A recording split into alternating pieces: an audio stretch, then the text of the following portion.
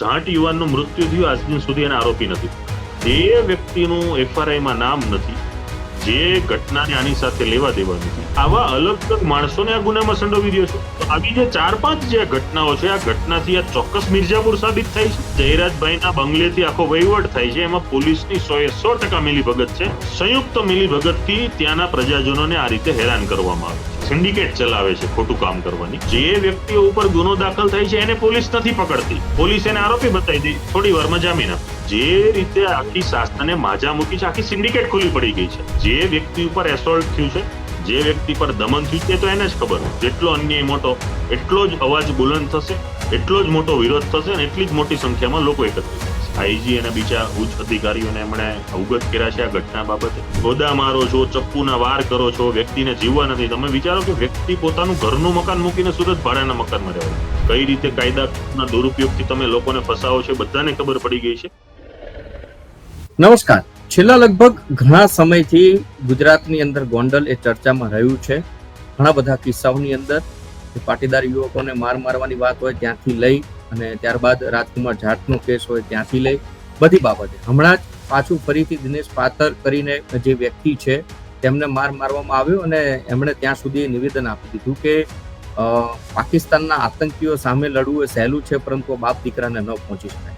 ત્યારબાદ સમાજના અગ્રણી અને અલ્પેશ કથિરિયા છે, એમની એક પોસ્ટ આવે છે કે કાયદામાં રહેશો તો ફાયદામાં રહેશો, બંગલેથી કોઈ બચાવવા નહીં આવે. આ જ બાબતે આજે વાત કરવી છે. નમસ્કાર, હું છું ઉમંગ રાવલ અને આપ જોઈ રહ્યા છો ગુજરાત ફર્સ્ટ. અલ્પેશભાઈ અમારી સાથે જોડાયા છે. અલ્પેશભાઈ, સ્વાગત છે તમારું ગુજરાત ફર્સ્ટમાં. જી નમસ્તે. અલ્પેશભાઈ, ક્યાં સુધી ચર્ચાઓ કરીશું અને ક્યાં સુધી આ આક્ષેપો છે થતા રહેશે કે ગોંડલ એ મિર્ઝાપુર છે, ગોંડલમાં ગુંડાગર્દી વધી રહી છે, ગોંડલમાં લોકોને મારવામાં આવી રહ્યો છે. આપના થકી પણ ટ્વીટ કરવામાં આવે કે જે ગૃહમંત્રીનો શબ્દ છે કે કાયદામાં રહેશો તો ફાયદામાં રહેશો, પાછું તમે એક નાનકડું એવું વાક્ય પાછળ ઉમેર્યું કે ભાઈ બંગલેથી કોઈ બચાવવા નહીં આવે. મંગભાઈ, જે આખી જે ઘટનાઓ ઘટે છે, મિર્ઝાપુર છે એવો આક્ષેપ નથી, હવે તો સાબિત થઈ ગયું છે. આપ જોઈ શકો છો કે જાટ યુવાનનું મૃત્યુ થયું આજ દિન સુધી એના આરોપી નથી પકડાયા. અમિત ખૂંટનું સુસાઇડ થયું આજ સુધી એના આરોપી નથી પકડાયા. ત્રીજી ઘટના કે અમે ત્યાં ગયા અને આપે સૌએ જોયું, નિહાળ્યું મીડિયાના માધ્યમથી કે ત્યાં શું શું બન્યું, કેવી રીતે લોકોને અટકાવ્યા, કારોની તોડફોડ થઈ. આનાથી વિશેષ અમને કરતા આવડે છે, પણ એ દિવસે અમે સંયમતા રાખીએ. ચોથી જે બાબત છે કે એક યુવાન ઉપર 4-5 ગુના દાખલ થાય છે, એફઆરઆઈ થાય છે અલગ અલગ પોલીસ સ્ટેશન. એ યુવાનનો જે ગુનો છે એને તમે પકડો, એની તમે કામ કરો, એની કાર્યવાહી કરો, રિમાન્ડ લ્યો, કોઈ વાંધો નથી. પણ જે વ્યક્તિનું એફઆરઆઈમાં નામ નથી, જે ઘટનાને આની સાથે લેવા દેવા નથી, જે એક વકીલ તરીકે પણ પોલીસ સ્ટેશનમાં જાય છે, એવી એક બીજી થર્ડ વ્યક્તિ, તો આવા અલગ અલગ માણસોને આ ગુનામાં સંડોવી રહ્યો છો.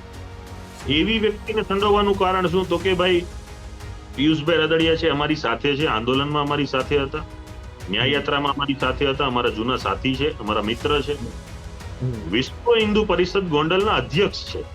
જો આવી વ્યક્તિઓને, એડવોકેટ જેવી વ્યક્તિઓને જો આ ઘટનામાં સંડોવાતા હોય, એના ઉપર કાર્યવાહી કરો, એને તમે મારો, એને કેમિકલ યુક્ત પાણી પાઓ, એને ફેમિલીને મળવા નથી દેતા, એડવોકેટ જાય તો એની તમે ધરપકડ કરો છો અને કોર્ટમાં રજૂ નથી કરતા, આરોપી એમ કહે છે મારે જામીન નથી આપવા, મને કોર્ટમાં લઈ જાઓ, તો પોલીસ પોતે જ જામીન ભરી દે છે. તો આવી જે 4-5 જે ઘટનાઓ છે, આ ઘટનાથી આ ચોક્કસ મિર્ઝાપુર સાબિત થાય છે.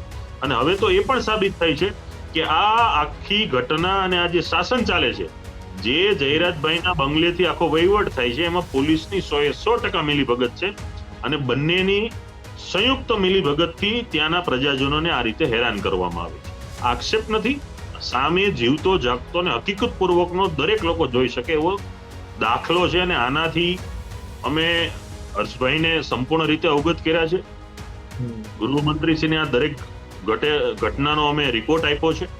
આવનારા દિવસોમાં ચોક્કસ ગોંડલની અંદર પોલીસની કામગીરી છે, જે ખોટી પોલીસ, સિમ્બોલિક પોલીસ બની અને દાદાગીરી પૂર્વક ખાખીની આડમાં જે આખા એમ કહી શકાય કે સિન્ડિકેટ ચલાવે છે ખોટું કામ કરવાની, એવા દરેક લોકો ઉપર કાર્યવાહીનો સકંજો કસવામાં આવશે. અને એનું એટલું પરિણામ એને મળશે કે ગોંડલના લોકોને પણ ખબર પડશે કે આ પોલીસની ઉપર શું શું કાર્યવાહી થઈ.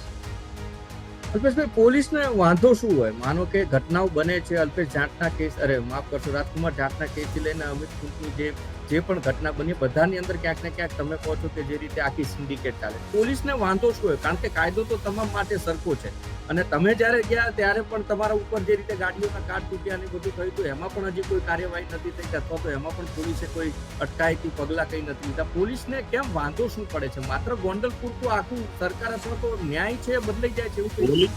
પોલીસનું કામ, પોલીસ શાંતિથી અને સ્વતંત્ર નથી કરતી. મારો સવાલ જ એ છે, અને પ્રશ્ન પણ એ છે ને લોકોનો પણ એ પ્રશ્ન છે.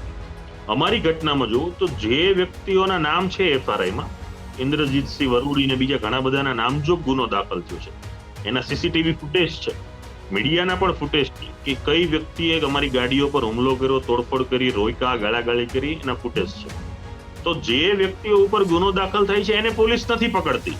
જયરાજભાઈ કે આ 10 જણાને રાખી દો, મારા માણસો છે, હમણાં જામીન પર છોડાયેલી, એ 10 ને રજૂ કરી દે, પોલીસ એને આરોપી બતાવી દે, થોડી વારમાં જામીન આપી. જેના નામ એફઆરઆઈમાં છે એની ધરપકડ જ નથી થતી, અને એ હજી આરાટતા મારે છે, ધંધો કરે છે, ગોંડલમાં ફરે છે, મજા કરે છે. જ્યારે જાટ વાળું પ્રકરણ છે તો પોલીસની હિંમત નથી થતી એના બંગલામાં ઘૂસીને સીસીટીવી ડીવીઆર કબજે કરીને ધરપકડ કરીને અંદર નાખી દો. અમિતકોટ વાળું પ્રકરણ છે, જે આરોપી છે એના બંગલે જાવ, એની ધરપકડ કરો, અંદર કરો, નથી હિંમત ચાલતી. જ્યારે જે માણસ શાંતિ પ્રિય છે, સન્માનનીય છે, પોતે ધંધો કરે છે, હોટલ ચલાવે છે, તો ત્યાં હોટલે જઈને એના ભાગીદારોને નોટિસ આપે છે, તમે આવો. એટલે ભાઈ ક્રાઇમ કોઈ કરે, તમે પકડો બીજાને, પાછા એને પકડો ને એના ભાગીદારોને હેરાન કરો, આવી પ્રવૃત્તિ ચાલતી. જે રીતે આખી શાસનને માજા મૂકી છે, આખી સિન્ડિકેટ ખુલ્લી પડી ગઈ છે. આવનારા દિવસોમાં હજી પણ આનાથી વિશેષ સિન્ડિકેટ ખુલ્લી પડશે. જે લોકો સાથે અન્યાય થાય છે, ધીમે ધીમે લોકો બહાર આવશે. અલ્પેશભાઈ, ધારાસભ્ય તરીકે ચલો આપ જેના ઉપર આક્ષેપો થઈ રહ્યા છે તો જેની વાત થઈ રહી છે, પરંતુ ત્યાં બીજા પણ નેતાઓ છે, એટલે હું સાંસદ સભ્યની વાત કરું છું, એમનો પણ વિસ્તાર આવે, એ પણ ક્યાંય કોઈ કશું દેખાતા નથી કે ઇન્વોલ્વમેન્ટ એમનું દેખાતું, એમને પણ પ્રશ્ન થવા જોઈએ કે વિસ્તાર તો તમારો પણ છે. એ વ્યક્તિ દેખાય છે કે નથી દેખાતા, એના કરતા અમારું કામ છે, અમે કરતા રહીશું. અમે રાજ્યમંત્રી, ગૃહ રાજ્યમંત્રી શ્રીને મળ્યા છીએ. આવનારા દિવસોમાં ત્યાંના સાંસદો, એસપી, આઈજી, જરૂર પડે તો મુખ્યમંત્રી, બધા સમક્ષ અમે જવાના છીએ. બધા સમક્ષ આના દાખલા આપશું, રેકોર્ડ પ્રૂફ પુરાવા આપશું કે દરેક લોકો જોઈને નક્કી કરી શકે કે ભાઈ આમાં શું શું હોઈ શકે છે. અને આ રીતે કોઈને તમે દબાવશો, કોઈ અમને સહકાર આપતું એટલે એની તમે તોડફોડ કરવાની, એ વ્યક્તિને નુકસાન કરવાનું, એના ધંધા પર જઈને દાદાગીરી કરવાની, પોલીસનો દુરુપયોગ કરાવવાનો, આવી રીતે સિસ્ટમ ચાલશે. આ સિસ્ટમ સાંખી લેવામાં નહીં આવે. આવનારા દિવસોમાં ખૂબ મજબૂતાઈથી આનો વિરોધ પણ થશે. જે વ્યક્તિ ઉપર એસોલ્ટ થયું છે, જે વ્યક્તિ પર દમન થયું છે, તો એને જ ખબર હોય. તમે આ રીતે ફસાવો છો, જેનું નામ નથી એને આરોપી બનાવો છો, બનાવ્યા પછી એના ઉપર તમે નિર્દય રીતે અત્યાચાર કરો છો, તો ક્યારેય કોઈ વ્યક્તિ સાંખી નહીં લે. અને જેટલું દમન મોટું, જેટલો અન્યાય મોટો, એટલો જ અવાજ બુલંદ થશે, એટલો જ મોટો વિરોધ થશે, અને એટલી જ મોટી સંખ્યામાં લોકો એકત્રિત થશે. હર્ષભાઈને મળ્યા ગૃહમંત્રીને, કોઈ આશ્વાસન કે પછી આશ્વાસન જ મળ્યું છે કે પછી કોઈ ખાતરી પણ મળી છે કે ના આવનારા સમયમાં, કારણ કે આપ રેકોર્ડ ઉપર બતાવવાના પુરાવાની વાત કરો છો, વિડીયો ફૂટેજ જે છે પણ એ મીડિયાના હોય કે સીસીટીવી બધું જે છે, તો આશ્વાસન જ મળ્યું છે કે પણ ખાતરી લઈને અલ્પેશભાઈ ત્યાંથી આવે છે કે ના ગોંડલમાં જે પરિસ્થિતિ ઉદ્ભવી છે એને ક્યાંક અંકુશ લાગવામાં મદદરૂપ થશે? અમે એક દિવસ પહેલા અમને રાત્રિના સમયમાં મળી અને એમને ત્યાં બેસી અને આખી ચર્ચા કરી છે. સંપૂર્ણ બાબત અને વિગતવાર એમની સાથે વાત કરી છે. અમારી રૂબરૂમાં જે આઈજી અને બીજા ઉચ્ચ અધિકારીઓને એમણે અવગત કર્યા છે આ ઘટના બાબતે. એટલે આમાં કોઈ પણ પોલીસનો રોલ જણાશે. એની કહેવાય કે ગૃહ મંત્રાલય તરીકે જેમની જવાબદારી હોય, એમની એક અંગત રીતે પણ તપાસ ચાલતી હોય છે. એમાં એ તપાસમાં પણ જે કોઈના રોલ ભજવાશે, કોઈની રેકોર્ડ પર બહાર આવશે, તો એના વિરુદ્ધ કાર્યવાહી થશે. એના નિવેદનો, નોટિસ, સસ્પેન્ડ, જ્યાં ત્યાં બદલીઓ કરવી, પોલીસ ડિપાર્ટમેન્ટમાં જે કાર્યવાહી થઈ શકે છે એવી કાર્યવાહીનો અમને ભરોસો આપ્યો છે. અને અમને ખાતરી છે કે આવનારા દિવસોમાં જે પોલીસની વર્દીની આડમાં સિમ્બોલિક પોલીસ બનીને કામ કરે છે, એની ચોક્કસ, જેમ આપણે સૌરાષ્ટ્રની ભાષામાં કંઈક ચાવણી લાગશે, એવી 100% એમાં ચાવણી લાગશે. અલ્પેશભાઈ, છેલ્લો પ્રશ્ન આપને પૂછું. આ બધી વાત એક ઓડિયો ક્લિપ પણ ફરતી થઈ છે આપની, એ બાબતે એમાં આક્ષેપ એવો થઈ રહ્યો છે કે તમે પોસ્ટ કરી હતી ને માર ખવડાવવાની એ બધી વાત છે, કોઈ જસદણના ભય છે કરી રહ્યા છે, આ તથ્ય દંડ કેટલું છે અને શું આવું કોઈ ઘટનાઓ બનતી હોય છે કે એક આગેવાન તરીકે આપ કહો ને પછી આપ જ્યાં ગયા હોય ને માર ખાતા હોય ને પછી એ બધી વાતો થતી હોય? જસદણનો જે આરોપી છે ક્રિમિનલ છે, એના ઉપર 10 થી વધારે રેકોર્ડેડ ગુના છે. ઘણી બધી પોલીસે આના પર કાર્યવાહી કરી છે અને જે બારામાં એને મને ફોન કર્યો છે એ વ્યક્તિને એમણે ચપ્પુના ઘા મારેલા એના સીસીટીવી ફૂટેજ છે. જસદણમાં એના વિરુદ્ધ ગુનો દાખલ થયો છે. એ વ્યક્તિ મારના ડરથી સુરત રહેવા આવે છે. તો આ જે શિવરાજ ખાચર છે કે જેણે મને ફોન કરીને આખું રેકોર્ડિંગ કર્યું છે, એ શિવરાજ ખાચર પાછા હથિયારો લઈને સુરતમાં પણ આવે છે પોતાના માણસો લઈ. અને ત્યારે પહેલી વ્યક્તિઓ છે એમાં એઝ એ એડવોકેટ તરીકે હું આવું છું. પોલીસમાં ગુનો દાખલ થાય છે, અહીંયા જે હોટલોમાં રહ્યા હોય છે ત્યાંથી એની ધરપકડ થાય છે. તો મેં તો એમાં એડવોકેટ તરીકે, વકીલ તરીકે મારું કામ કર્યું છે. અને બીજું કે શિવરાજ ખાચર છે એમ કહે છે કે ભાઈ તમે આમ કરો છો ને તમે, એવું નથી. તમે કોઈને ગોદા મારો છો, ચપ્પુના વાર કરો છો, વ્યક્તિને જીવવા નથી. તમે વિચારો કે વ્યક્તિ પોતાનું ઘરનું મકાન મૂકીને સુરત ભાડાના મકાનમાં રહેવા છે. એટલો તો એનો ત્રાસ છે. ને પાછો એ ફોન પર મને કહે છે કે તમે આમ કરો. તમે તો કીધું તમને એવું હોય કે મેં કઈ કરાયું તમે ગુનો દાખલ કરો. આ તો ખાલી અત્યારે અને આ 6-8 મહિના પહેલાની મેટર છે. આ તો અત્યારે હવે કોને ખબર ક્યાંથી એને નંબર મળ્યો ને શું ફોન કર્યો. પોતે આરોપી છે પાછો મને ફોન કરે છે. ઠીક છે, તો ગોંડલમાં હવે મને એમ લાગે છે કે અલ્પેશભાઈ આ બધી વાતોનો વિવાદનો અંત આવે તો એ કોઈ સમય મર્યાદા તો અમે ના કહી શકીએ, પરંતુ આપની જે લડાઈ છે કે માનો કે એક હતું જે શાસન ચાલી રહ્યું છે એ શાસન 27માં બદલાય એવું લાગી રહ્યું છે ખરું? શાસન બદલવા માટેનો અમારો વિષય પણ નથી.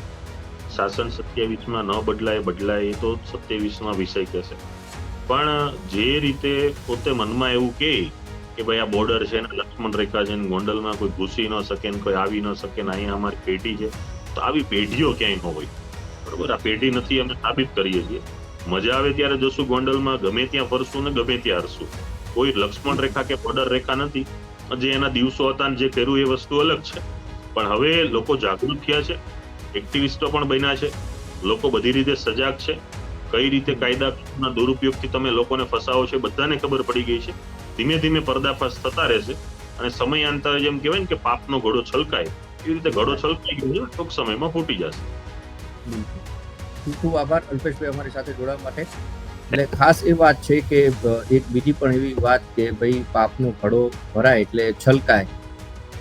27માં શું થશે એ તો 27માં ખબર પડે, પરંતુ જે દબદબા અને સાથે જ એક હતું શાસનના જે આક્ષેપો અને આરોપો ગોંડલના ધારાસભ્ય જે છે એમના પતિ અને એમના દીકરા ઉપર જે થઈ રહ્યા છે તેને લઈને એક નહીં અનેક એવા બનાવો થયા છે. આ બનાવોની અંદર સૌથી મોટો કેસ તો જોઈએ તો રાજકુમાર જાટ, ત્યારબાદ અમિત ખૂંટની આત્મહત્યા થવી, ત્યારબાદ પાટીદાર યુવક છે અને મારો અને તાજેતરમાં જ એક વ્યક્તિ જે રાદડિયા કરીને છે તેમને પણ એક વિડીયો પણ સામે આવ્યો છે. વિડીયોમાં જે દિનેશ પાત્ર છે કહી રહ્યા છે કે ભાઈ એ રીતે પાણી પીવડાવી દીધું કે જેથી કરીને ફેફસા છે એ એમાં પાણી ભરાઈ જાય અને શ્વાસ પણ ન લઈ શકે એવી પણ પરિસ્થિતિ ઉદ્ભવી હતી. એટલે આ બધી વાતને લઈને રાજ્યના ગૃહમંત્રી છે હર્ષભાઈ સંઘવી તેમને અલ્પેશ કથિરિયા મળ્યા છે અને હર્ષભાઈ ખાતરી આપી છે, આશ્વાસન નહીં પરંતુ ખાતરી આપી છે કે ગોંડલમાં જે પણ પરિસ્થિતિ ઉદ્ભવી છે, જે પણ ઘટનાઓ બની છે, તટસ્થ તપાસ પારદર્શિતા સાથે થઈ રહી છે કે કેમ તેનું એ ખુદ અવલોકન કરે તેવી પણ વાત છે એ અલ્પેશભાઈને કરી હોય તેવું અલ્પેશભાઈનું કહેવું છે. અને ઘણી મોટી લાંબી મિટિંગ ચાલી હતી, પરંતુ ઠીક છે, બેઠકોનો દોર અને મિટિંગોનો દોર આપણે રાજકારણમાં અને સાથે જ આગેવાનો સાથે ઘણી બધી વખત જોયો છે, પરંતુ નિરાકરણ ક્યારે? શું ખરેખર આ ગુજરાત છે અને ગુજરાતની અંદર એ ગોંડલ છે કે જેના રાજવી એક સમયે પોતાની પ્રજા માટે કરેલા કામ માટે વખણાતા હતા? આજે એ જ ગોંડલ પોતાની દાદાગીરી અને દબદબાના કારણે ઓળખાય છે, જ્યાં મિર્ઝાપુરનું જેને નામ આપવામાં આવ્યું. શું આ જ ગોંડલની હાલત આવી જ રહેશે? પછી ખરા અર્થમાં ગુજરાત સરકારનો જે કાયદો જે આખા ગુજરાતમાં લાગુ પડે છે એ ગોંડલમાં પણ લાગુ પડશે અને જે પણ પરિસ્થિતિમાં જે પણ ઘટનાઓ બની એ ઘટનાઓની અંદર જે પણ લોકો ઇન્વોલ્વ હોય અથવા તો આરોપી હોય અથવા તો ગુનેગાર હોય એમના ઉપર ખરા અર્થમાં શું કાયદાનો કોરડો વરસશે કે કેમ? તો પછી બેઠકો અને આ જ રીતે મિટિંગોનો દોર યથાવત રહે. આવનારો સમય ઘણું બધું સૂચક છે, ઘણું બધું સૂચવી પણ જશે, પરંતુ અત્યારે જે પરિસ્થિતિ છે એ ગંભીર ગુજરાત અને સાથે ગોંડલ માટે દેખાઈ પણ રહી છે. નમસ્કાર, આવી જ અપડેટ્સ માટે આપ જોતા રહો ગુજરાત ફર્સ્ટ. અમારી ચેનલને લાઈક શેર અને સબસ્ક્રાઇબ કરવાનું ભૂલતા